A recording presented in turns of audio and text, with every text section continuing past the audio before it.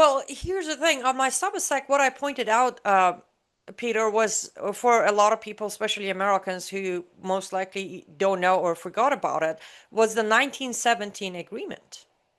When, if you think about it, I could, not even a stretch far, just few steps, I could say UK has started this whole fire of Israel versus Palestine anyways in 1917 when they promised the land to Jews and then also negotiated with Arab leaders, Arab Islamic leaders over the same land.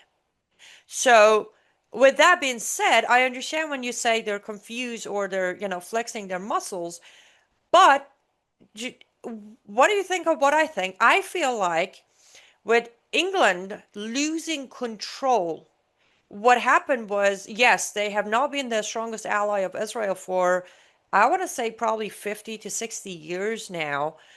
But I think that was because they lost control of Israel with the strengthened alliance between US and Israel and the change into the diplomacy and the government of Israel. UK lost power. Because here's the thing, I love you as a person, and I have a lot of British friends, but UK has a long history of control desire.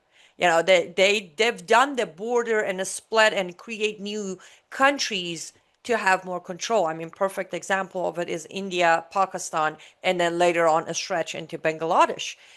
I feel like losing the control over the Palestinian Israel scenario they had is what drove this point to Sunday for UK to recognize Palestinian state, knowing that Palestinian state is going to give them more control, or they will listen to them way more than Israel or Netanyahu would ever do. Am I Oh somewhat yeah. close? No, I agree. And look, Britain have caused chaos. Um, the end of the empire, dividing up nations, whether it's Africa, whether it's the Middle East, and you just look at a map and you see those lines that are drawn in perfect symmetry, and you think, no way.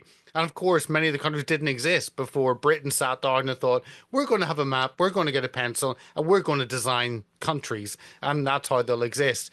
And you just look at Nigeria and the chaos that is Nigeria, because you've shoved tribes together that hate each other and should never be together. So I agree with you 100%. And the same with the Middle East, exactly.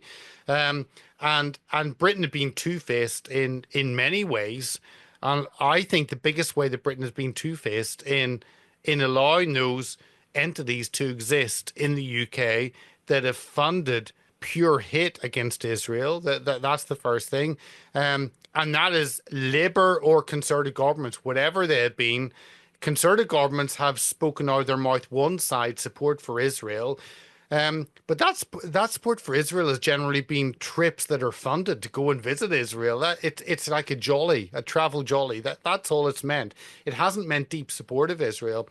And then on the other side, with Palestine, with Gaza, with Hamas, which is the monster the West has built. So I agree with you 100%. Is Britain had never been a true ally to Israel. America, obviously, since maybe the 70s, have risen to be the ally and have stood shoulder to shoulder. And without America, the Middle East would be a very different place. And Israel survived not only because of the miracle that is Israel, but also because of American support economically and militarily.